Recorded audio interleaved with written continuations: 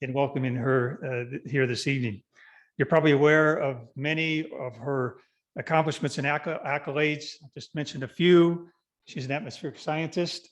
She's a distinguished professor and chair at Texas Tech University. She's the chief scientist of the Nature Conservancy. She was named in Christianity Today as one of 50 women to watch and Time 100 most influential people. And also she's the acclaimed author of this book, Saving Us. I'd like to share 3 reflections on Katharine that kind of stand out for me. Her TED Talk on climate change garnered 3.9 million views and is one of the most viewed of this topic, more than Al Gore, but not quite as much as Greta Thunberg. Still outstanding. I encourage you if you haven't seen that. She was one of the first scientists to join the advisory board of Citizen Climate Lobby, and she's been helpful in keeping our organization grounded in the science as we advocate for climate policy. When she came to Utah in 2015, I happened to be fortunate to be able to be involved in the organizing of that. She had 26 engagements in 5 days. At the end of this time, the organizers were excited, but we were pretty worn out. But Katharine was energetic and willing to do more, but their time was up. How does she work with such incredible energy? I don't know, but I suspect part of her answer that she's a Christian who cares deeply about others. I look forward to her sharing her faith and her perspective as a climate scientist with us today. So please welcome Katharine Hayhoe.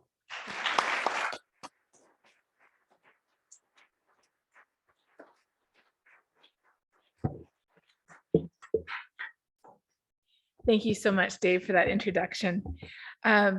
We are being joined by people online. So there's a little camera there. I'm saying hello to people online. And it looks like we currently have 80 people with us online, as well as here. So I'm going to be sharing my, oh, you're actually seeing what's on my screen. Okay. I'm going to be sharing my screen. There we go. Oh dear. There's something bad happening here. Let's try to go with this. Okay, how about that? All right, how does that look on Zoom? We got the thumbs up. We're ready to go. So what we're going to be doing is I'm going to be talking to you, but you're also going to be talking to me. And you can do this whether you're here in person or online. If you're online, you can do this too. It's in real time and you can take out your phone, but you have to make sure the ringer's off. So go to polev.com/Katharine. If you're having problems, it's probably because you didn't spell Katharine with 2 A's. There has to be 2 A's there. And it will ask you to, no need to enter your name, just anonymous is fine, just push skip. And when you get there, this is how you're going to ask me questions at the end, but I'm going to ask you a few questions to begin with. And we'll start with some really easy questions. They're going to get progressively harder as we go along. Here's the first question. I would just like to get to know you. So multiple choice. Would you call yourself, are you LDS? Are you Protestant? Are you Catholic? Are you Jewish? Are you from another faith? Or are you unaffiliated? We're missing a little U there. That's unaffiliated. There's actually a U there. Unaffiliated. So just getting to know you. Yes. Yes, I will flash the address up one more time. It's actually at the top there too, but it's hidden by the Zoom bar. You know what? I wonder if I can close. Can I close that? I'm trying to hit the X, but it's not. Oh dear. polev.com. There we go. Closing the X. There. Now you can see at the top. polev.com/Katharine. All right. Anybody having problems, put up your hand and your neighbor will help you. Nobody's admitting to problems. Okay, polev.com. All right. So if you're online, you can answer too. It doesn't matter where you are in the world, you can answer. And it looks like we've got, okay, so it looks like about 8. Oh, the LDS is holding steady around 80. Okay. Protestant is inching its way up. We've got other faith and we've got unaffiliated. All right. I think it's most people are on. Okay. Now I'm going to ask you another question. And it's this. Again, getting to know you. How many people here have, there we go, read or listened to Saving Us. The whole thing, partway through, picked it up recently, planning too soon, or saving what? This is anonymous. I have no idea which one you're choosing, so you can be totally honest, okay? I like that. There's people who are honest. That's excellent. That's the name of the book that I just wrote this past year. And it answers two of the most commonly asked questions I get, which is what gives you hope and how do you have conversations about climate change? So I'm going to be drawing from some of the main messages of that tonight. So after this, you won't have to answer E anymore. But now I want to ask you one more question. And this last question is the hardest question. You have to answer with one word, any word you want, but only one word. And it is this. Oops, here we go. When I say, just a second here, there we go. When I say climate change, or when you say climate change, I feel what? I need a word about how you feel when someone says climate change. Any word. Oh dear, these pop-ups are really getting to me. The problem is that my mouse has disappeared. So I'm just important to me, that's for sure. I saw leave meeting there. Oh, there we go. Yeah, right. Okay. All right. You know what? You are not alone. I've asked this question of several hundred people over the last few months, and this is exactly the same answer that I see no matter who I'm speaking with, no matter where we are. Number one word is worried, overwhelmed, anxious, concerned, frustrated, depressed, angry, impatient, yes, urgent, resolved, challenged, resigned. I like how there's discouraged and encouraged right beside each other there for a second. And no wonder that we feel this way. Now, hang on to this. Don't close your window because I'm going to ask you a question as we go along to make sure you're still with me. And at the end, you can ask me questions using the same tool. You're going to have to tell your word to the person beside you and get them to put it in for you. They're friendly. They'll do it. Yeah, see, they'll do it for you. All right. No wonder we feel this way because we're conducting an unprecedented experiment with our planet. Ever since the beginning of the Industrial Revolution, when we figured out how to dig up massive amounts of coal back then and oil and gas today, we've been burning it. And as we burn it, it produces heat-trapping gases. And as it produces those heat-trapping gases, they're building up in the atmosphere and they're wrapping an extra blanket around our planet. And our planet is quite literally running a fever. Why is this so serious? It's because as far back as we can go, we've never seen this much carbon going into the atmosphere this quickly. We're truly conducting an unprecedented experiment with the only home we have. Who wouldn't be worried? And if we aren't worried, we should be. The latest IPCC reports came out this past year. IPCC stands for the Intergovernmental Panel on Climate Change. Report number 1 came out in August. It was about the science of climate change. And it showed us that it is warming faster now than any time in the history of humans on this planet. That report was nicknamed the Code Red report. Then in February, the second volume came out, and it showed that climate change is affecting every part of this world, every sector of our economy, every part of our lives. I call that report the Your House is on Fire report. And then just last week, the third volume came out, and the third volume is about what we need to do to fix it. I call that one the Manual to the Fire Extinguisher. But it's just the manual. You can't force the fire extinguisher into people's hands. You can tell them why it's important. You can tell them here's how you use it, but we need to show people why we need it.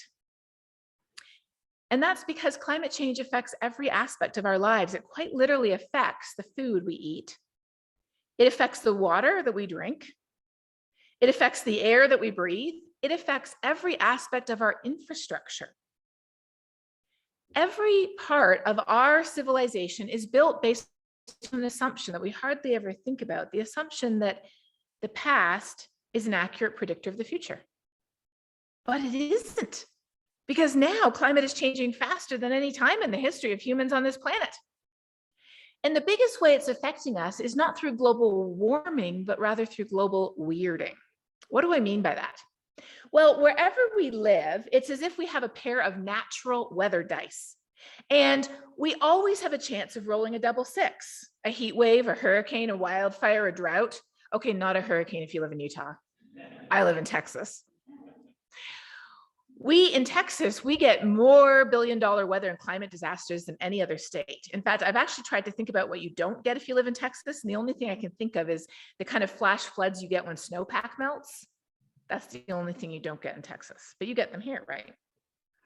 So we have these natural weather dice, and we always have a chance of rolling a double six naturally.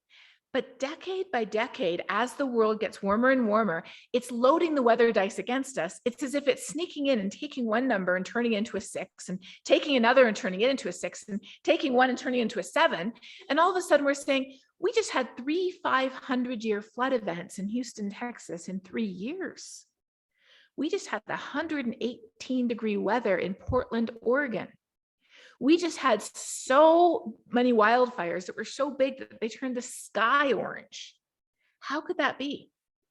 That's climate change loading the weather dice against us. It's taking naturally occurring droughts and making them more intense. It's taking heat waves that we've always had and making them more dangerous. It's taking wildfires, most of which are the result of accidental human ignition, and causing them to burn more area. It's making our storms stronger, and they're dumping more rain on us. We're seeing this not just here, but around the world. We're seeing it in Madagascar, where stronger drought is causing famine. We're seeing it up in British Columbia and Canada, where the town of Lytton in British Columbia last summer, they broke the all-time heat record for the whole country of Canada one day. They broke it again the next day. They smashed it the third day. And on the fourth day, a wildfire swept through and burned down most of the town. We're seeing changes so fast, it gives you whiplash. Back last October, one of the headlines on October 18, the headline was California records driest year in a century. And then in October 25, 7 days later, California rain breaks records. We're seeing it in Germany. We're seeing it here in the US. And we're actually starting to put numbers on how much worse climate change made it. We can put numbers on it now. That's the latest state of the science. We're even seeing how it's exacerbating geopolitical conflicts. For example, the situation in Afghanistan, it's been pushed off the headlines a little bit, but it is dire. Climate change didn't cause that situation. Its roots go back decades and even centuries. But what is climate change doing? It's exacerbating the situation. Let me just read you a few highlights here. Parts of Afghanistan have warmed twice as much as the global average. Spring rains have declined, especially in farmland. Droughts are more frequent, including a punishing dry spell, the second in 3 years. It embodies a new type of crisis where the hazards of war collide with the hazards of climate change, creating a nightmarish feedback loop that punishes some of the world's most vulnerable people and destroys their ability to cope. And they said, it'd be facile to attribute the conflict to climate change. It wasn't caused by climate change, but the effects of warming act as what the US military calls a threat multiplier. In other words, it takes a problem we already have and it makes it worse. And down here, a hydrologist says the war has exacerbated climate change impacts because for the last 10 years, half the national budget goes to war. Now there's no government and the future is unclear. Our current situation today is completely hopeless. Well, what geopolitical conflict is in the news today? The war in Ukraine.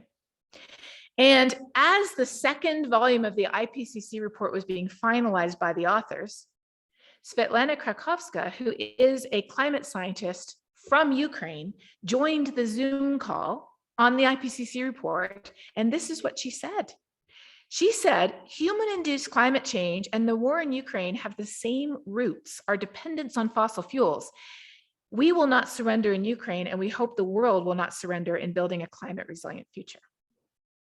Climate change touches every aspect of our lives.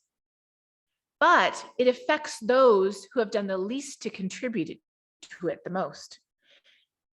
The poorest 50% of people in the world are responsible for 7% of the heat trapping gas emissions. Yet they are bearing the brunt of the impacts. The richest 1% were responsible for 15%. The richest 10% are responsible for half the problem. Climate change affects us all, but it disproportionately affects women and children, especially in low-income countries. In Malawi, they outlawed child marriages 5 years ago. It was now illegal to marry under the age of 18. But in the last 3 years, they've seen child marriages ticking up. And when you ask why, it's because of the increased risk of drought and famine. If parents can't feed their families and someone comes along offering to pay for a daughter, it might be the choice between the whole family starving or allowing that daughter to be married off, sometimes at the age of 8 or 9 or 10.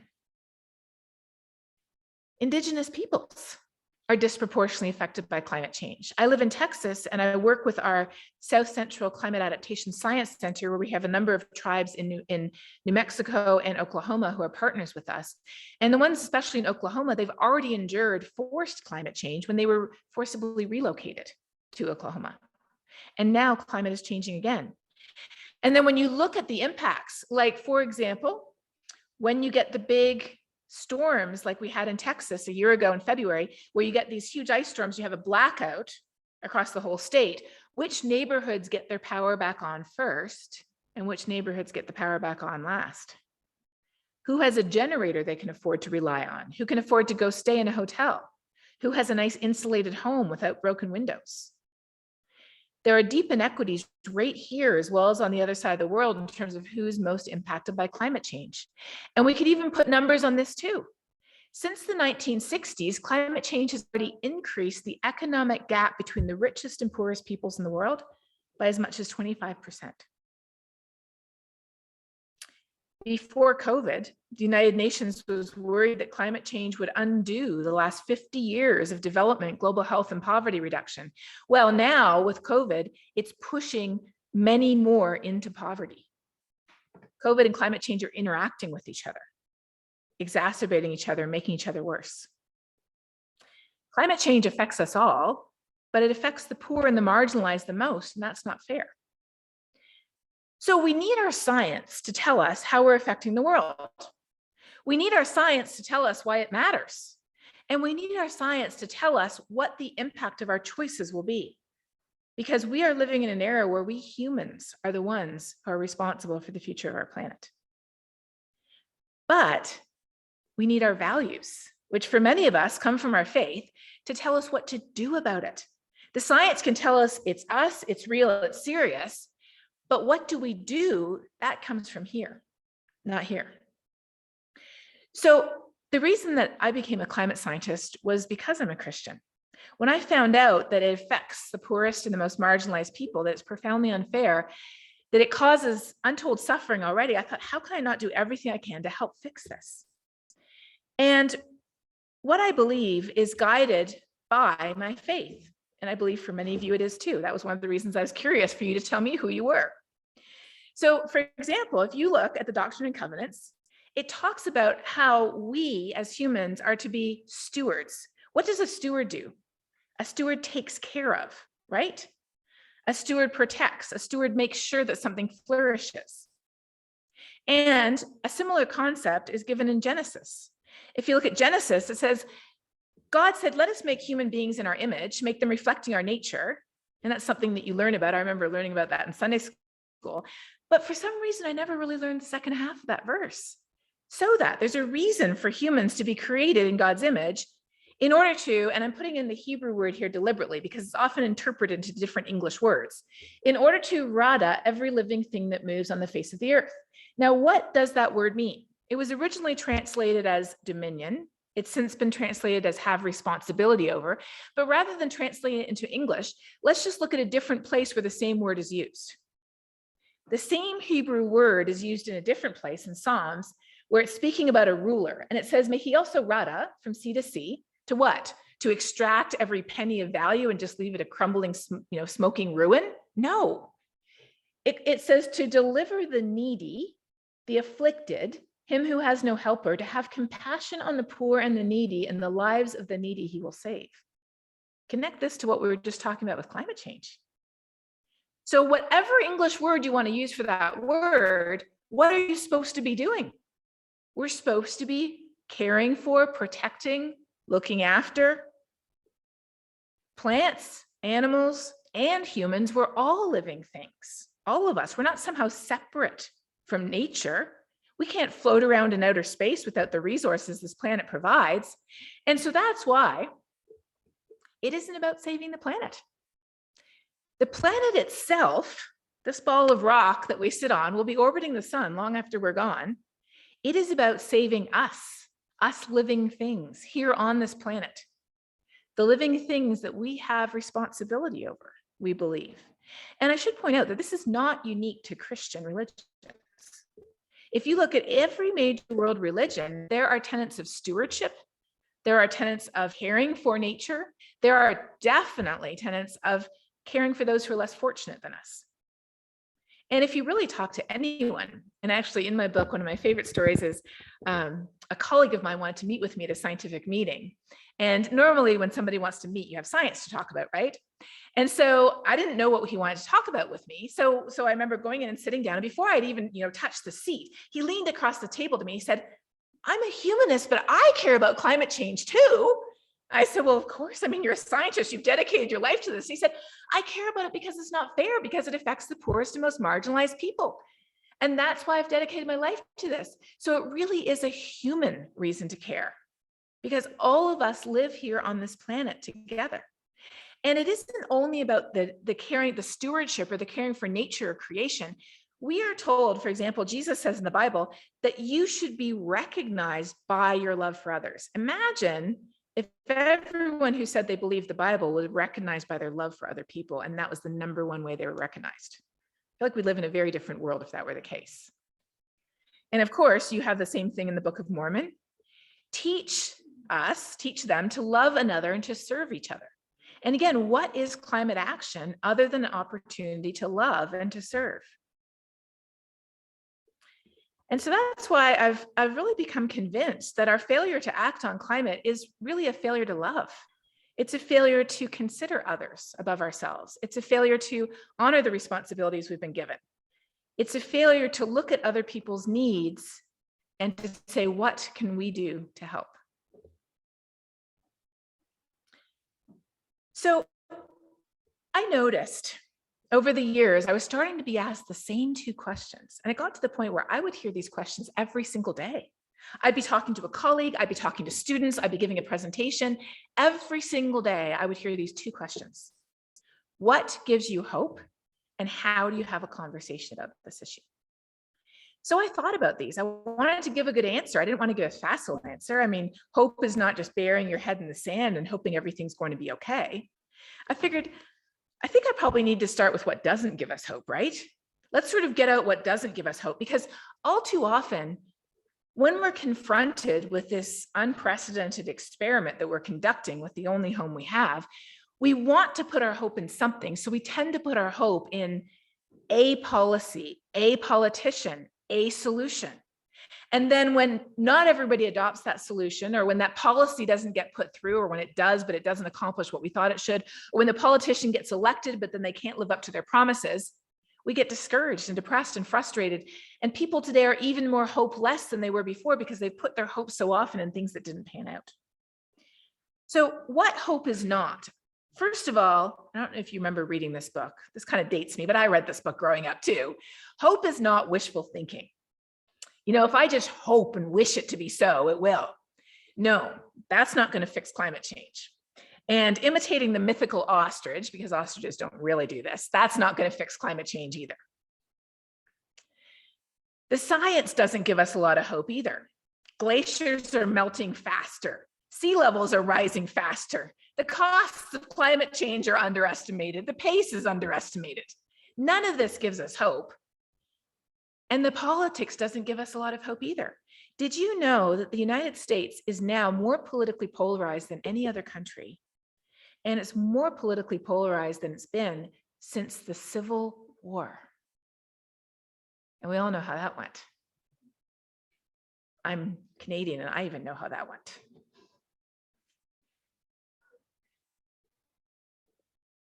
Increasingly, according to research done by the Beyond Conflict Institute, and they've worked in Northern Ireland, they've worked in South Africa, they've worked in some of the most divisive and conflict-filled areas in the world. Increasingly, Americans who identify as either Democrat or Republican, both, either one, everybody's like, oh, that's just those people. No, it's both sides, view one another less as fellow citizens and more as enemies who represent a profound threat to their identities. And when this mindset develops, compromise with the other side is viewed as weakness or betrayal, and their gain is seen as our loss. And they went on to talk about how we start to not even view people as human or treat them as human. So before the pandemic hit, which feels like it was what, like 20 years ago, 30 years ago, 50 years ago, or yesterday, you know, it's sort of like this weird time warp. Before the pandemic hit, this was a survey of the most politically polarized topics in the United States. The width of the gray bar is how far apart Democrats and Republicans are. And the wider the gray bar, the further apart they are, and it's ranked in order. What's right at the top there? Climate change and environmental protection is right there at the top, and it had been there for 10 years. Well, then the pandemic happened, and these got shuffled around a little bit. Guess what moved right up to the top? The pandemic. Addressing issues around race, dealing with global climate change, and dealing with the COVID outbreak became the most politicized issues in the US. And the only reason climate change is not number one is because Democrat levels of concern dropped. When we ask people, is this thing real? Most people across the country say yes. This is a map from the Yale program on climate communication. Any county that's orange means more than 50% of people say yes. And the darker orange it is, the more people say yes. And I highlighted Salt Lake County right here, 76%. People say it's happening, but here's the thing. We're worried. 70% of Americans are worried. 83% of mothers are worried. 86% of young people are worried, but half of us feel hopeless and don't know where to start. And only 8% are activated.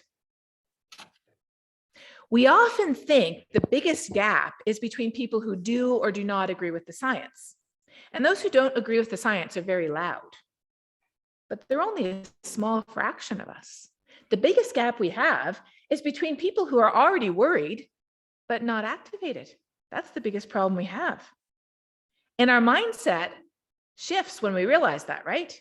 It's not about taking your uncle or your neighbor or somebody you know who's constantly posting on Facebook saying that it's made up and those scientists are, making it up and there's more polar bears now than there ever used to be. It's not about convincing that person that the science is real. It's about talking to everybody who's already worried about it, but they don't know what to do about it. That's the biggest problem we have. And a big reason for that is what? We aren't talking about it. Now, I'm sorry that the Zoom is sort of blocking the title here, so let me read it.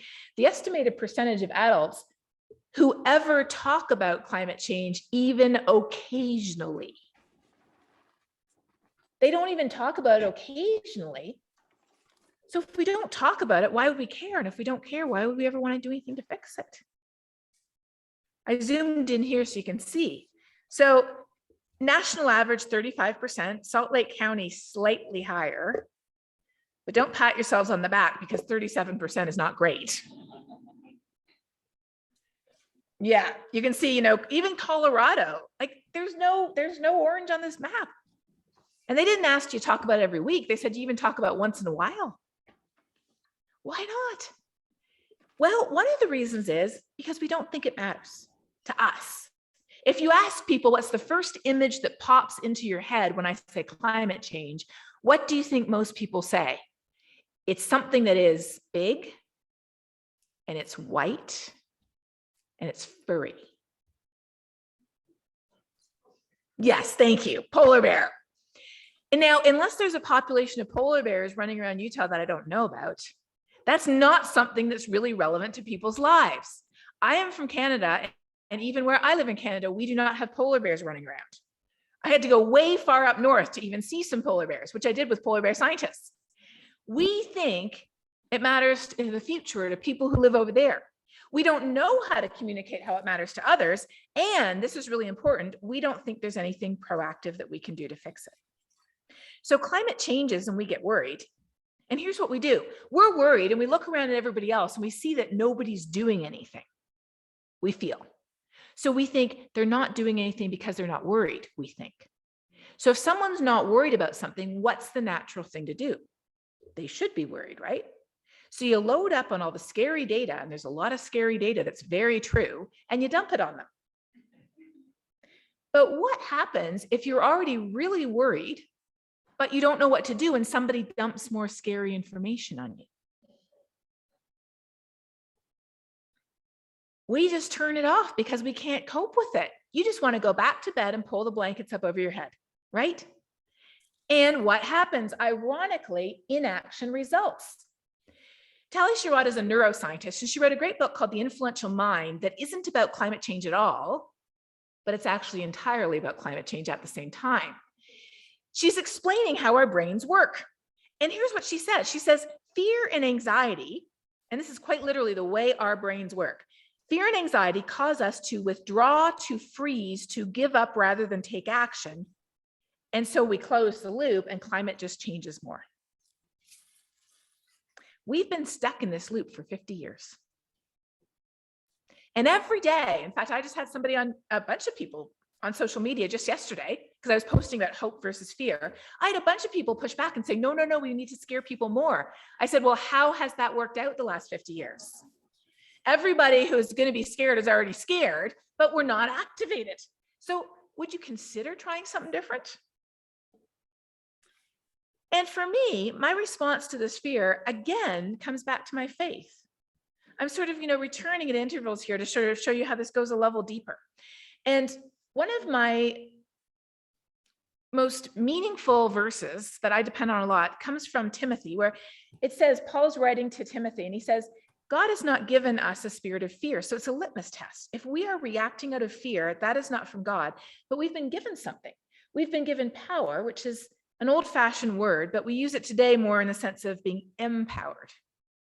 Now, what did we just say fear does? What does fear do? It paralyzes us. What does being empowered do? It enables us to act. It's the opposite. How? In love, which means we're considering others' needs, and as a scientist, my favorite part, with a sound mind to make good decisions, which are based on what science tells us. That's my interpretation. If I ever get to time travel back then, I'll be like, you need to add science in there. So how can we talk about this in a way that engenders hope, not fear, in a way that empowers people and gives them agency rather than paralyzing them? I think there's two keys to this. We have to recognize that the problem isn't that most people aren't worried. The problem is we can't relate it to our lives here and now. And we don't know what we can do to fix it. This is what we have to talk about. The idea that we don't understand how it affects us is something called psychological distance. And as humans, we're all really good at this. What is psychological distance? It's the idea that, sure, that's real, but it's only going to affect me in the future. Sure, it's real, but it affects those people over there, not me. Sure, it's real, but it's sort of abstract rather than concrete. And it doesn't matter to my concerns. I have other things to worry about. So we all do this. I mean, I'm not going to ask for any show of hands. We're not going back to the polling tool for this. I'm just going to ask you to think about this. Who here exercises exactly as much as they're supposed to and stands up every 30 minutes when they're at the computer? Not going to ask for a show of hands, just leaving it with you. Who here eats exactly what they should be eating according to what the doctors and nutritionists tell us, and they never sneak that extra piece of cake? I'm thinking of myself here too, not just you. Who, we don't save enough for retirement. We don't plan for what we're supposed to do. Why? Psychological distance. Well, we see this loud and clear in these maps. I started with this map before. Is climate change actually happening? And most people say yes. And then when you can ask people, will it harm plants and animals? Most people say yes. Now, where's the psychological distance there? Plants and animals, non-human species. Will it harm future generations? Where's the psychological distance there? Future generations, not now. Will it harm people in developing countries over there, not here? Now, all of these maps are nice and orange, right? Then they ask one more question. Will it harm you? Yeah. Will it harm you? No. So how do we turn this around? When we have conversations about climate change, we need to talk about how it is now, it is here, it is concrete, and it's relevant to me, right? And then we have to talk about what we can do to fix it too. We can't just, if somebody tells you there's a problem and they don't tell you how to fix it, what's the point? I'd rather not know about the problem. Being very honest here, I really would rather not know. If there's nothing you can do about it at all, then why even know about it? Why not eat, drink, and be merry, for tomorrow we die, so to speak? It turns out that social scientists have been studying this too, and there's a word for this too. So the previous one was psychological distance. This one is efficacy. If I do something, will it make a difference? That's what efficacy is. And it turns out that we're willing to act if we think it will make a difference. That makes sense, right? Why do something if it's not going to make a difference?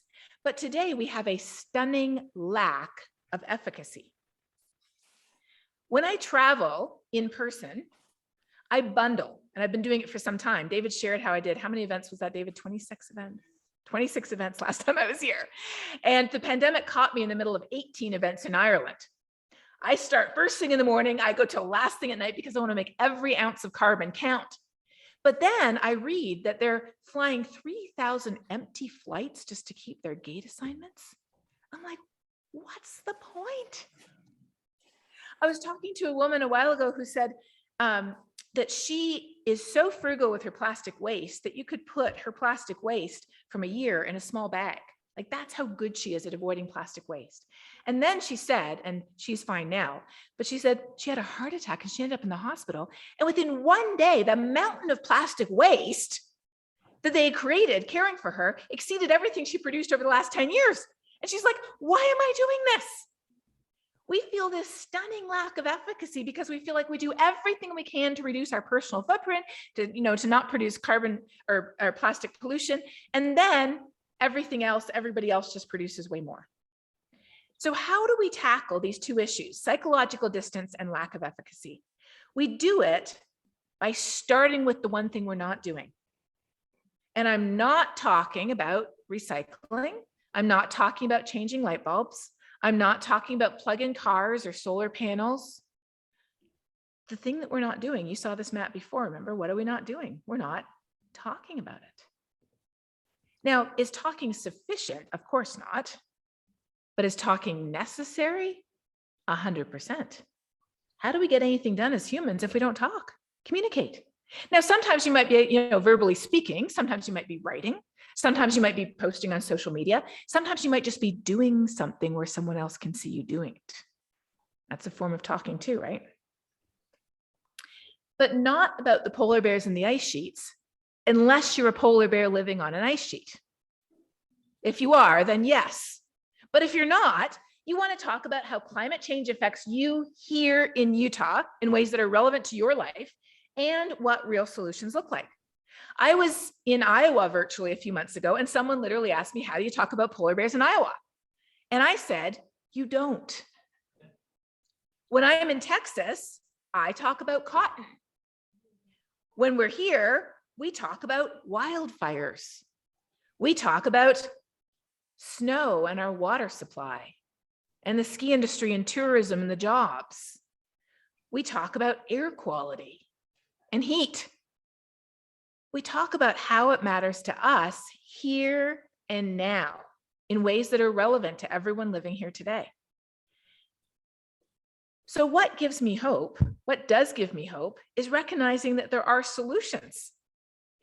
But we have to realize that hope begins in a dark place. If everything was going fine, do you need hope? No. You need hope when everything is not going fine. You need hope when we're not sure whether things are going to work out or not. You need a hope that accepts that success is not guaranteed, but we need a hope that provides a vision of a better future. And the science even has this. So these giant IPCC reports I talked about, the Code Red report, the House is on Fire report, and the Manual to the Fire Extinguisher report, you know how they conclude? They conclude like this. Every action matters. Every bit of warming matters. Every year matters. Every choice matters. Is that not an empowering conclusion from what I often think of as the doorstops of doom? They're very big, heavy reports. They will keep the door open if you need it to. David mentioned how my TED Talk doesn't have as many views as Greta, and that's totally fine. I'm happy to mention the same breath. And I think that she knows a few things about action. And this is what she said, which is really interesting. She said, the one thing we need more than hope, so we need hope, right? But there's one thing we need more, and that is action. Why? Because when we start to act, hope is all around us. And I saw this when I went to the climate meetings in Glasgow.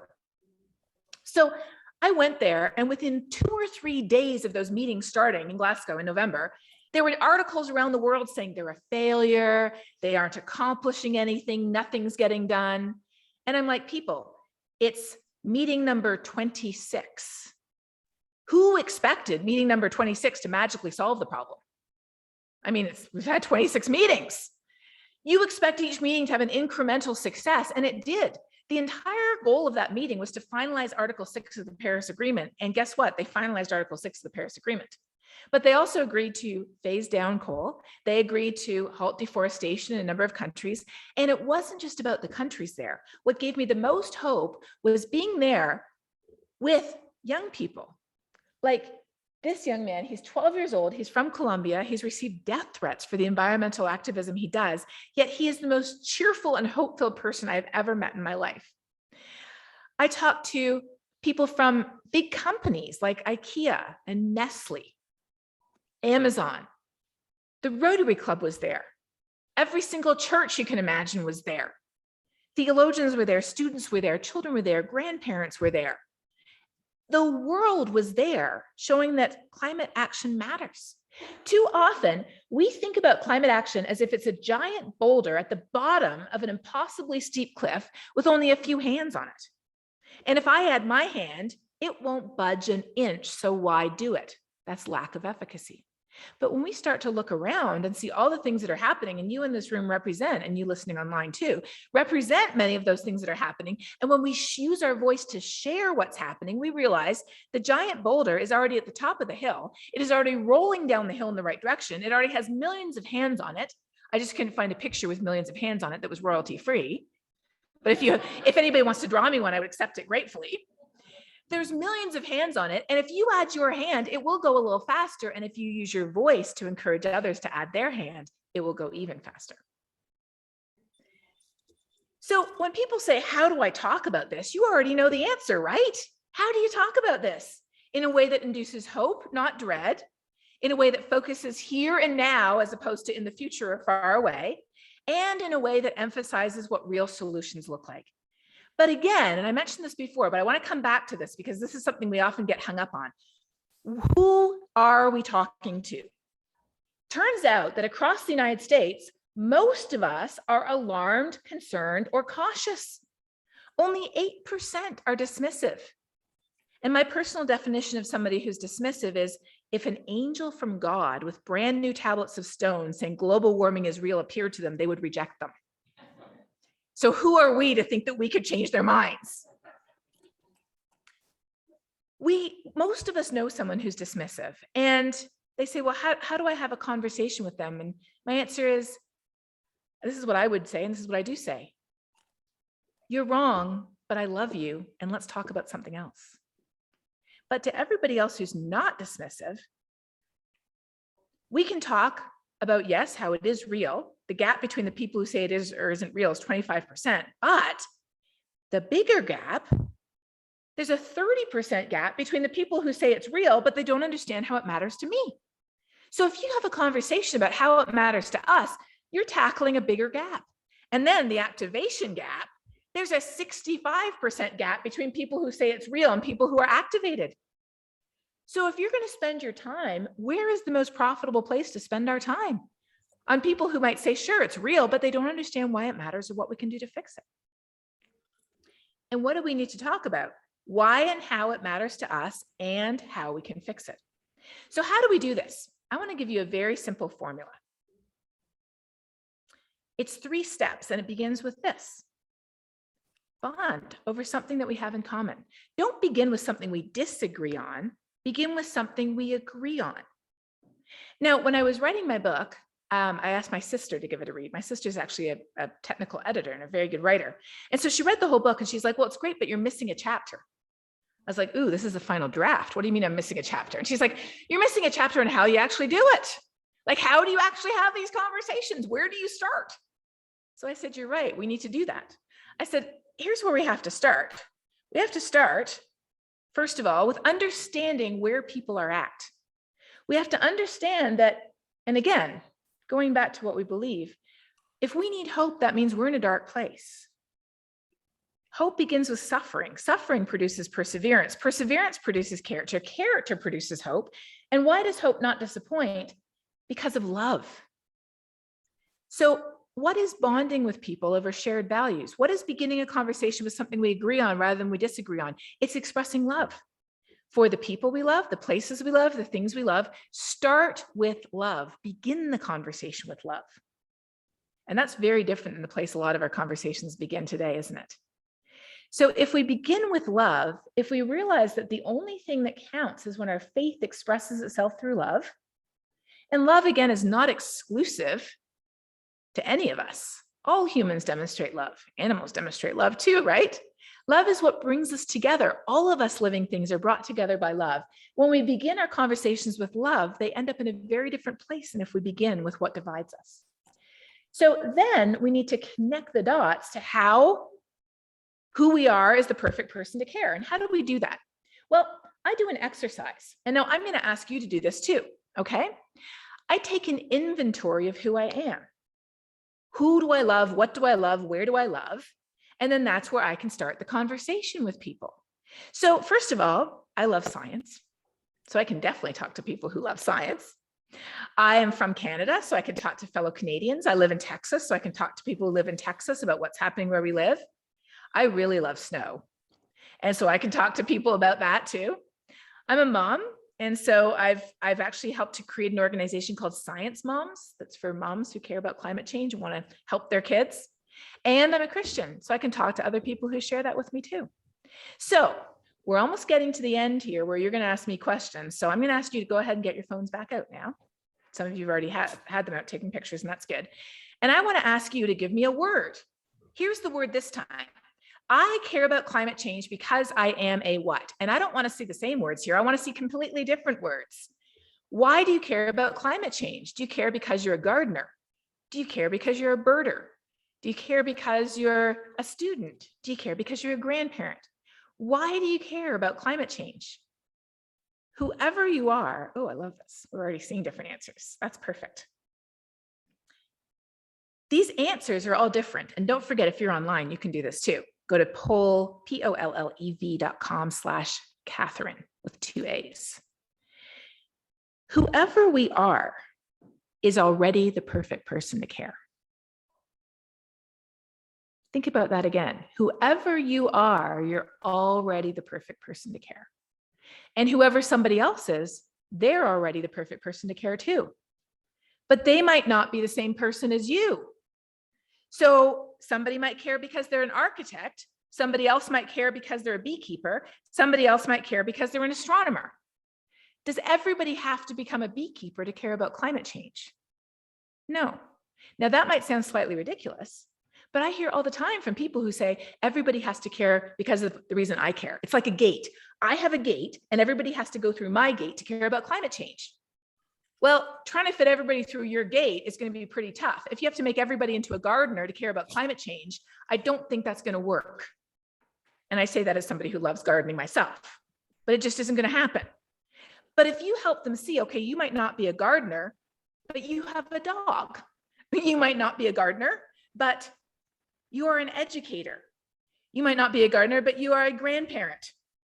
You might not be any of these things, but you are a human, right? Then you have every reason you need to care. And isn't that completely different? We're not trying to make everybody care for the same reason we do. We're trying to figure out why they already care and helping them see that. Isn't this a beautiful set of words? I love this. And I love how different they are. I mean, the variety here is just incredible. And that's exactly the point, right? Whoever you are is already the perfect person to care. So bond over something we share, connect the dots to how we both care about it. And then last of all, and I'm deliberately ending my presentation with this too, right? Last of all, talk about real solutions. Talk about what real solutions look like. Talk about climate solutions that stop all that carbon from going into the atmosphere, like clean energy and even efficiency. Did you know that through efficiency alone, we could cut our carbon emissions in half and save money? We're so wasteful. Over 67% of the energy we produce and over 40% of the food we produce is wasted. Through reducing waste, we can feed more people, we can provide energy for more people, and we can cut our carbon emissions. If you converted the whole US power grid to 80% clean energy by 2030, and I would just like to say Texas is almost at 25%, the US would avoid almost $2 trillion in health and other damage costs. Did you know that we have too much carbon in the atmosphere, but we don't have enough of it in our soils and our ecosystems where we want it? And according to work that we've done at the Nature Conservancy, if we could restore our ecosystems, if we could protect ecosystems, if we could restore degraded ecosystems and coastal wetlands and smart agriculture that puts carbon back in the soil where it's a fertilizer, we could meet over a third of our Paris goals just through investing in nature, which of course invests in biodiversity as well, cleans up our air, provides flood protection and more. So we've got climate solutions that take that carbon out of the atmosphere, whether it's through farming or forests. We've got climate solutions that help systems and communities in need. Did you know that a lot of low-income neighborhoods in the United States, they were historically redlined, which were racist practices of mortgages and insurance and lending, so that now they're often located in flood zones. During a heat wave, they can be 10 to 15 degrees hotter than richer neighborhoods because they don't have tree coverage. They have much poorer air quality as well. So greening low-income neighborhoods through green spaces and trees provides flood control, lowers the temperature during heat waves, filters the air to improve air quality, provides green spaces for people to take their families to play. Oh, and it takes up carbon too. These types of win-win-win solutions are amazing. Restoring coastal ecosystems, mangrove forests help with marine ecosystems, and they protect from storm surge, which is what we want as storms are getting stronger. And investing in sustainable drought resilient agriculture. Somebody whose name I didn't even know until I was writing my book is Tony Renato. Have you ever heard his name? He's an agronomist from Australia who's been working with World Vision for 40 years in sub-Saharan Africa. And he figured out that through planting trees beside and in fields, you can actually make crops more drought resistant. The tree's roots trap moisture and nutrients in the soil. And he has helped farmers produce enough food to feed millions more people through the simple step of planting trees. There's incredible things that we can do, and climate solutions can be win-win-wins. Climate solutions can give us cleaner air and cleaner water today. They can protect us from disasters today. They can improve our mental and our physical health. They can provide us with more affordable energy today. Solar energy is already the cheapest form of electricity humans have ever had. They can reduce our inequalities. They can create healthy ecosystems and foodscapes, and they can give us a more stable world. Oh, and they can help with climate change too.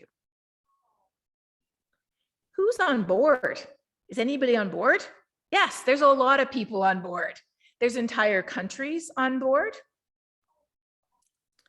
There's really big companies on board. There's states and provinces, of course, on board. There's cities on board, all kinds of cities all around the world, including Texas, the home of Houston, the home of the oil and gas industry in the United States. There's churches on board. There's leaders of every denomination and tradition you can imagine who are on board. There's universities and seminaries on board. There's young people, moms, seniors, all kinds of people on board from all around the world. I mean, isn't this amazing? I've just shown you some of the hands on that boulder. There are millions of hands on that boulder rolling it down the hill. It's already moving in the right direction. It's going faster every day. It isn't quite going fast enough yet. And that's where we need you. Because the world is truly changing. 90% of new energy installed during 2020 around the world was clean energy. But it isn't going fast enough yet. And that's where we come in.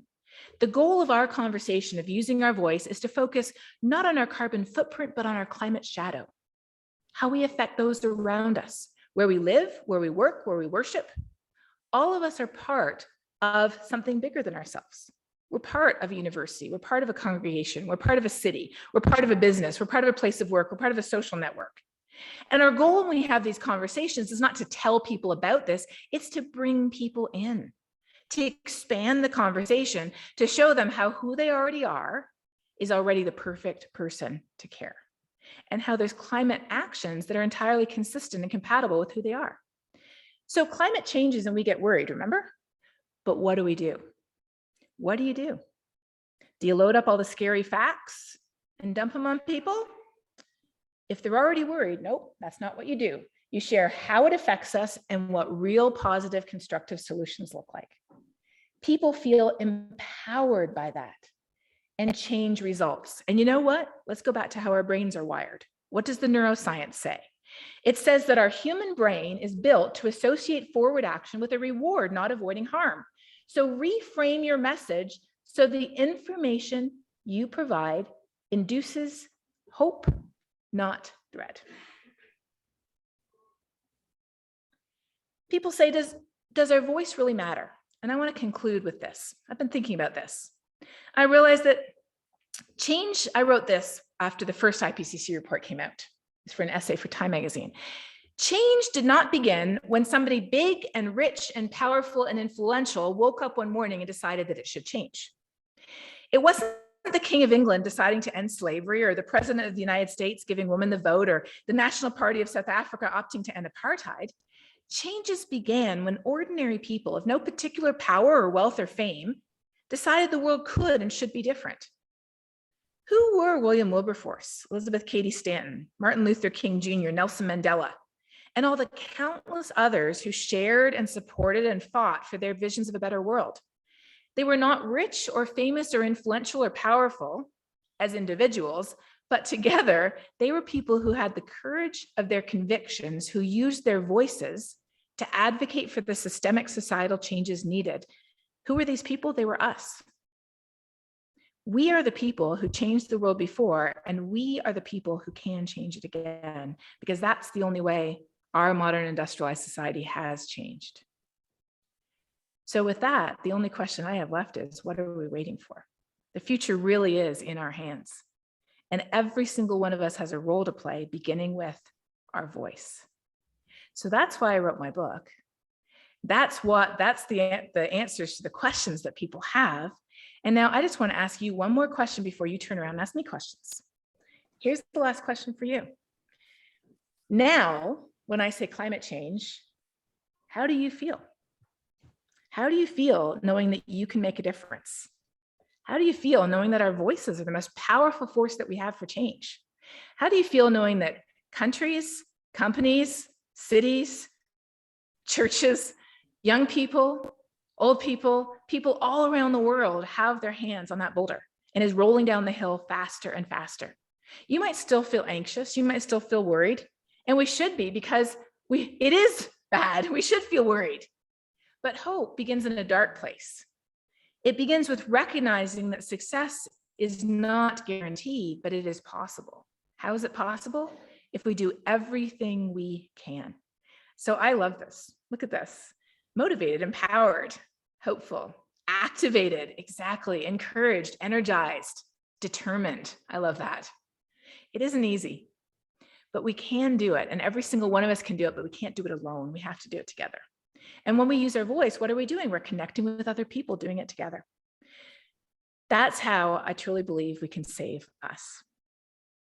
So now it's time for your questions. We have a little over 20 minutes for your questions. And you get to put any question you want. You don't have to put one word. You don't have to pick A, B, or C. But here's the fun part. You can upvote the questions you most want me to get to. speaking from experience, we often get a lot more questions than we can get to. So whether you're online or whether you're here in person, you can type in any question you want. And if you don't have a cell phone, speak to your neighbor. I'm sure your neighbor would be happy to type it in for you. Any question you want. And even if you don't have a question, go ahead and look at the questions there. And somebody's already got the hang of this. Upvote the questions that you most want answered, okay? I trust in your collective wisdom.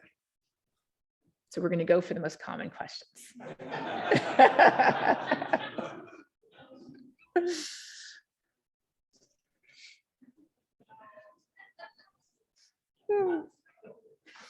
I know, this is fun. And again, this is all anonymous. The first time I ever did this, while I'm waiting for these to come up, the first time I ever did this was with a bunch of middle schoolers. That was a pretty big risk. I made sure there was a language filter on it. But I have to say they were great. I mean, there was some silly questions, but most of the questions were awesome. So, well, okay, the first one's the easiest to answer. It depends. How many events are you going to bundle for me? When people ask what the single most, I love this, you are really getting into these upvotes. They're changing around so quick, we can't even keep track of them. All right, I'm going to go with the one at the top right now, but I realize that this may change. When people ask what is the single most important thing they could do to help the environment or climate change, what should I tell them besides telling them to talk about it? I've thought a lot about this, and my answer has varied over the years, and here's where I'm at today. Do something, anything, and talk about it. So every year I adopt 2 new habits, and I talk about them. It might be reducing food waste. It might be trying out meatless Mondays. It might be cutting out plastic in the bathroom. It might be cutting up a credit card from a bank that provides a lot of fossil fuel funding. It might be deciding to start a new social media account to talk about climate change. That's what I did this year, trying out TikTok with the help of my cat. It gets a lot more views than I do. But I can dub climate change information over the cat, right? Do something, anything, and talk about it. And there's actually a really good resource that is, did anybody see the movie Don't Look Up? Okay, on Netflix, about the comet that's hitting the Earth and nobody's listening to the scientists. And of course, it's a metaphor for climate change. In fact, frankly, I have lived in some of those very situations myself. So if it were up to me, okay, this is a little bit of a spoiler here, I apologize. If it were up to me, I would have restarted the movie halfway through and then had an alternate ending where it showed how people using their voices to advocate for change were able to change the outcome of the movie. I actually had the opportunity to share this with Netflix, and they said, well, that's a great idea, but I'm afraid that Leonardo is already on to his next project. I was like, wow, I didn't even expect you to take it that seriously. But they said, here's what we do want to do. We're going to create a website that is a climate action website to accompany Don't Look Up. And so because I'm on my computer here, I'm going to see if I can, here we go, open a window and show it to you. So if you look for Don't Look Up, Count Us In, here's what the website looks like. I'm going to show you so you can find it later. If you want to take a picture of it with your phone, or you can take a screenshot. You have a picture of Leonardo looking very concerned, saying, love living on Earth, but hate the planet killing comets. Ready to stop freaking out and start doing something. And then it's got 6 solutions everybody can do. And here's the interesting thing. These are based on things that I shared and 30 other experts shared on how we can change the system as individuals. Here's the 6 things. Talk about it. Join a group, and there's lots of great groups, right? LDS too. Join a group, magnify your voice, make your money count, keep politicians accountable, spark ideas at work. I fought for school here too. I couldn't believe they wouldn't put school on there, but school and work. Push for climate headlines. And then down here it says see all steps. So if you click down here and see all steps, it's got cut food waste, eat more veggies. Now, notice here, it doesn't say eat less meat, it says eat more veggies. See? Switch to clean energy, get around greener, fly less, be kind to your mind. That's a good one. And, oh, of course, talk about it. So really, we need everybody doing everything. And that's why I love this, is because it sort of frees you up. It's like there's no, 10 commandments of thou shalt do A, B, C, or D. It's do whatever you can do and then talk about it. Share what you're doing and encourage other people, because why do you do something? It's because you've heard somebody else do it. So for example, people say, I never thought about doing this until somebody else said this to me. I've had scientists say, I never thought about bundling my travel or asking if I could do it virtually until I heard you say that. I never thought about trying a plant-based burger until somebody else said, hey, you really should try it. It's really good. How do we do anything? It's when somebody talks about it. So plant-based eating, of course, it's useful, because industrial animal agriculture, I'm not talking about, free range grazing. I'm talking about the large industrial scale animal agriculture. It contributes to 7% of our heat trapping gas emissions. That's a big chunk of the pie.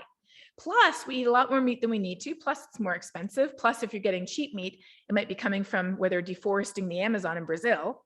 So yes, eating more plants is good for us. It's good for our health. It's good for our budget. Oh, and it's good for climate change too. It's one of those win-win-wins. What do I say when religious people say God is in control? Well, you know what? You just hit the nail on the head, because that's the number one religiously sounding objection I hear. It is at the top. I say, read the Bible. Because in Genesis 1, it says God gave humans responsibility over every living thing on this earth. And in Revelation, it says God will destroy those who destroy the earth. So where do these religiously sounding objections come from? They sound pious, but they don't even have any theological basis. They come from the fact that we don't want to fix this thing. We think the cure is worse than the disease. But if you say there's this global problem that's affecting the poorest people in the world, but I don't want to fix it, you don't sound like a very good person to yourself, let alone to anybody else. So we engage in what's called motivated reasoning. We go out and we look for reasons to explain why we don't want to fix it. And this one sounds really good. It sounds pious. It sounds religious. But it's just wrong. I have a little web series called Global Weirding. I don't know if you've seen it. I'm going to show this to you here. And we made Global Weirding. If you just go to globalweirdingseries.com. There we go. It's on YouTube. And each little video answers frequently asked questions about climate change. And I said, well, I'd love to do a video on these, religiously sounding questions I get, like, if God's in control, how could this happen? So I was doing it with our local PBS station. They said, sure, we can do that. So we made it. And it turns out that video, what does the Bible say about climate change, was our most popular video. That's the one everybody wanted to watch. Now it just got overtaken. I'm sorry, the internet's a little bit slow here. It should be showing up in a minute. It just got overtaken by I'm just a kid. How can I make a difference? And that was a really fun video to make, because kids are absolutely amazing. So unfortunately, this is not coming up, but believe me, it would be Global Weirding if we saw it. And then we also have, oh, there it is. There it is. Okay. That's what it looks like, Global Weirding. And it's me talking with some little cartoons. And like I said, now the second most popular episode is the Bible doesn't talk about climate change, right? And the first one is I'm just a kid.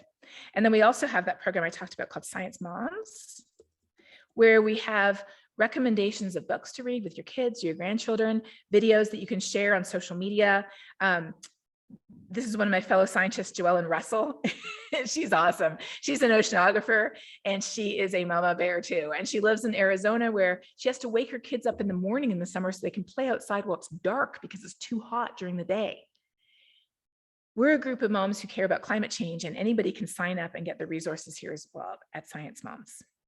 Okay, back to your questions, because there's a lot of good ones. What more do we have here? Just a second here. Okay. What are your favorite books? Well, being a scientist, I have a list. I made an Amazon list of my favorite books.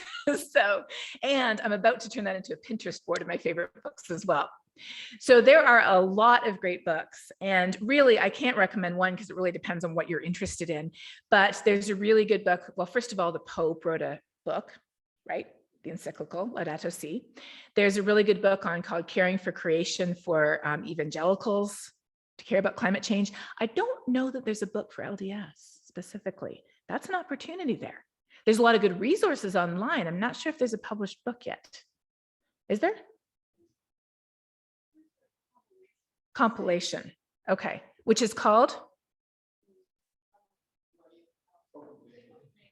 Hope of Nature. Oh, of course, by George, Hope of Nature. And on the science, if you're really looking for an overview of the science, I would say A Thinking Person's Guide to Climate is probably a really good one that sort of gives you the whole breadth of the science if you're looking for that. How can I teach my children to be climate resilient and hopeful? Show them how kids are making a difference. Kids are amazing. Once you start to look at what kids are doing, and we had that little global weirding video, I mean, they are hitting it out of the park. So let me tell you a fun story. I was giving a talk at a church in Edinburgh a number of years ago, and it wasn't for kids. And there was a man coming who worked in a renewable energy company, and his son was, I think, 7 years old at the time. And he didn't have a babysitter, so he had to bring his son. He said, it's okay, you can just bring your books and you can just sit there and read while I'm at this talk. So he brought his son, and his son, who was 7 years old, sat there and listened to the whole thing. And then afterwards he said, Dad, I have to do something. This is a big deal. I have to do something about it. His dad said, well, it's okay. I've got it. I work for a renewable energy company. We live in Scotland. We're going to be 100% clean energy soon. And they're actually 99% clean energy already by today. Don't worry about it. And his son said, no, I have to do something about it. So he thought about it. He said, you know, at our school, they leave the lights on all the time. They don't put the right things in the recycling bin. There's food waste. They're doing all these things they shouldn't be doing. I'm going to make a club. And we're going to go around and tell people what they should be doing. So he made this club of his friends, and his dad said it totally changed his life. He came home from school every day just absolutely full, brimming over with excitement over how he told Miss Harris that she had not put the paper in the right bin. But he loved it because he was doing something. And I mean, kids are just incredible. They are speaking up, obviously, but they are also serving on, advisory panels and boards for big companies. They're making changes in their school. They're making changes, obviously, in their families and their communities. They're creating inventions to charge your cell phone that costs $5 and use solar and wind energy. There was a young woman who created an algae biofuel experiment originally under her bed until her mother kicked her into the garage, and she won a national science fair for algae biofuel. I mean, there are kids doing amazing things. So tell your kids stories of what other kids are doing. Because really, if we just put the kids in charge, I think they could fix this for us.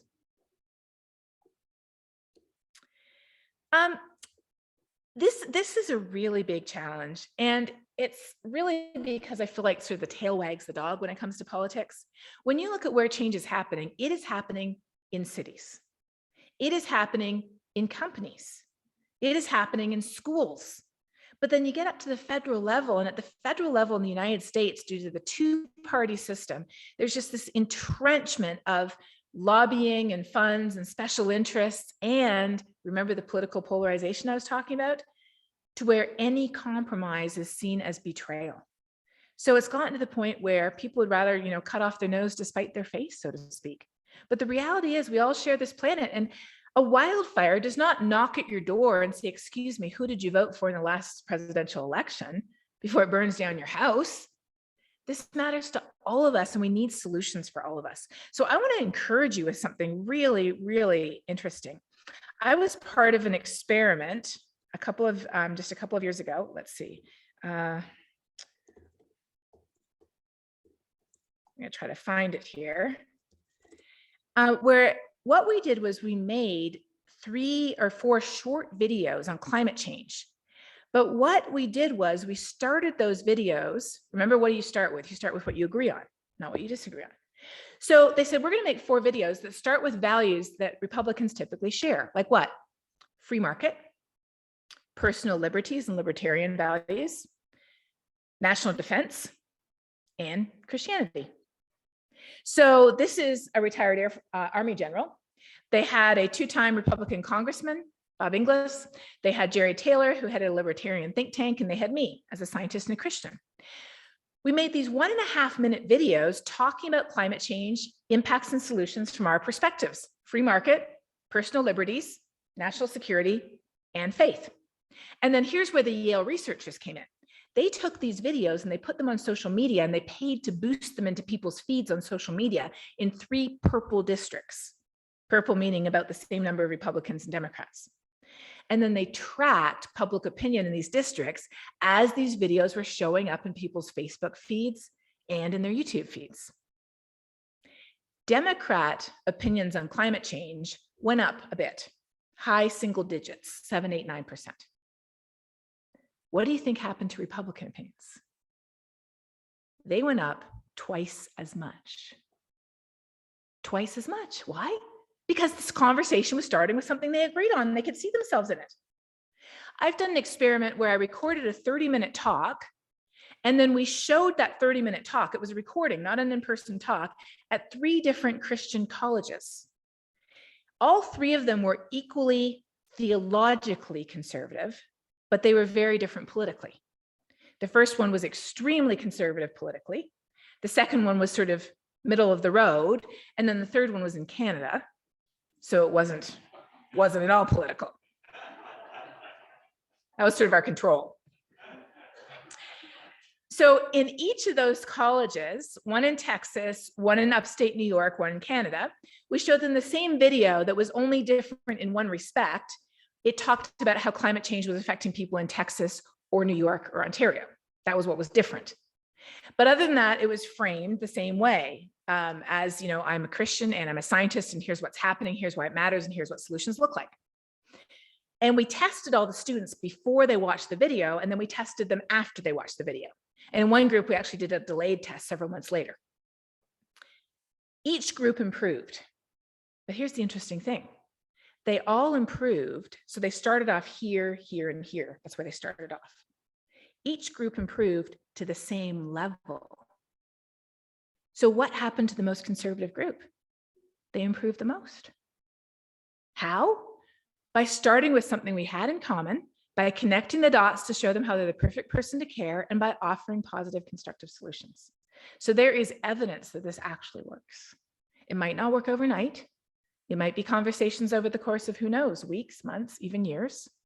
But change really can happen. And when we share these stories with each other, I think that's what encourages us to keep going.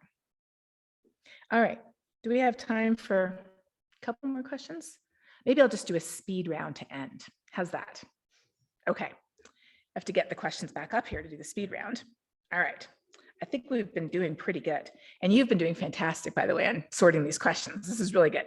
How do you deal with bad actors? Well, there's a couple of different ways to do it. There is definitely the calling out publicly, for sure. Then there's also the people like engine number 1, where they got on the board of Exxon to force them to have a climate resolution. That was really smart. And then there's people inside who are working too. So at every single level, there's people working. Why is the faith-based perspective so important? It's important because 85% of people around the world come from a faith tradition. And if we're to start with something we have in common, that's one of the most obvious places to start. Now, it's not the only one. I've started conversations over a shared love of knitting. I've started conversations over the fact that I love beaches and I'm worried about how sea level rise is going to affect them. I've started conversations over being a mother. I've started conversations over I like a good glass of wine. So it doesn't have to be this, but the closer it is to our hearts, the more directly it impacts us. So that's, I think, why that matters. Why is there not one sort of silver bullet? It's because there isn't one source of energy that works for everybody everywhere, but rather there's a bunch of different sources of energy. And I talk about a lot of them in my book. Everything from the new modular nuclear reactors that they're trying out in Utah. So did you know you're the guinea pigs for the new little tiny modular nuclear reactors that they put together? So you don't make one big one, you put together little ones that are prefab. It's like a prefab nuclear reactor, and it's way cheaper. Like I'm talking 100 times cheaper than traditional nuclear. It's almost the same price as wind, not quite, but almost. And if you don't locate it in an area that's geologically active, then you don't have to be worried about the issues that they've had, like in Japan. But it still has the waste issues, right? And there's still a price for our energy. I mean, even with solar energy and with wind turbines, they're having to try to figure out how do you recycle these things, right? So there is no free energy lunch. And there's a myth. People are like, oh, well, if there's no free energy lunch, then we should just use fossil fuels. No, there is a very expensive energy lunch that will cost us civilization as we know it, not to mention 10 million premature deaths a year from air pollution from burning fossil fuels. And then there is a way to get energy that still has a cost to it, mining the rare earth minerals that we put into the batteries, figuring out how to recycle the solar panels and the wind turbines. We need to do better. We can do better. But with human civilization at risk, we have to do everything we can right now. And this is actually a really good question. How important is individual action compared to system-wide change? People often phrase it this way. They say, do we need individual action or do we need system-wide change? What do you think my answer to that is? You know, the answer is yes. Because what is a system other than people? How does a system change other than people changing the system? And how do you change the system? And this is a perfect place to end. How do you change the system? By using your voice to advocate for change at every single scale, because wherever you are the perfect person to talk about it. So I'm going to close with one story, and it is this. My TED Talk was released in December 2018. And in May, I was doing one of my bundles. I was over in the UK. And it was the last event of the day. I've been going since first thing in the morning, and I just finished a lecture at the London School of Economics, and I was tired. Believe me, I do get very tired. And I was walking back up the aisle, and I was just, thinking about I was going to put my feet up and get a nice cup of tea. And I saw a man standing right there. And he was obviously waiting to speak with me. So I stopped and he introduced himself and he said, I watched your TED Talk. I was like, oh, that's great, because your TED Talk just comes out and you don't know who's watching it. And he said, and I've been working a lot he lived in a suburb of London called Wandsworth, a couple 100,000 people. He said, I've been advocating for climate action forever and nothing's been happening. I've just been banging my head against the wall. I saw your TED Talk and I realized, why don't I just try having conversations about it? I mean, what do I have to lose? So he said, I started to have conversations, and now I have a list of all the people I've talked to in the town where I live, plus all the people they've talked to, plus all the people they've talked to. Would you like to see my list? I said, well, that's a new one. Sure. So he reached in his bag and he pulled out a list, and I was expecting, 75, 80 names. I mean, it had been like 5 months, right? He pulled out 10,000 names. They had had 10,000 conversations in 5 months in the borough of Wandsworth. And he said, as a result, the city council just voted to declare a climate emergency. And then the next year, they voted to put 20 million pounds, which for a small town is a lot of money, towards a climate resilience plan. And then he just sent me a message on Twitter the other day, like 2 weeks ago. The city itself now has a talking climate program, where if you go to the city's website, they have a talking climate program where they're bringing together citizens of the city to talk about how they can build resilience to climate impacts and how they can reduce their use of fossil fuels together. And how did that all happen? One man. He was not, a big property owner. He was not a member of the city council. He was not an influential, important, wealthy person, a very ordinary person having those conversations. And he's changed his entire town. So if he could do it, I think we could do it. Thank you.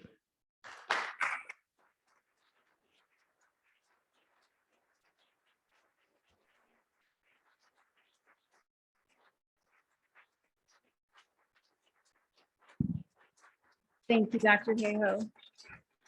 I know I'm not alone in being so grateful that you were able to come and speak with us and to really inspire so many of us with your example and your perspective. It actually reminded me of I'm gonna personal anecdote here, but on my mission, one of the key phrases that we were promoting with missionaries, because we do the missionary work, was to open your mouth. And every time I would open up your book to read, and again, during your talk here, I keep thinking we need to just open our mouths. And so I'm so appreciative that you have given us this inspiration, showing us how we can each take a stand and be a part of this really important work. We'll go ahead and conclude tonight's fireside with a prayer by Sarah Sayetti, a PhD student from BYU who's studying environmental science. And after the closing prayer, those of you who are here with us tonight, please join us for light refreshments in the cultural hall and some mingling. Weller Bookworks has obligingly provided some copies of Katharine's book, Saving Us, for that they'll be available for purchase. And then Dr. Hayhoe will also be available to sign and personalize those for a short window of time. Thank you.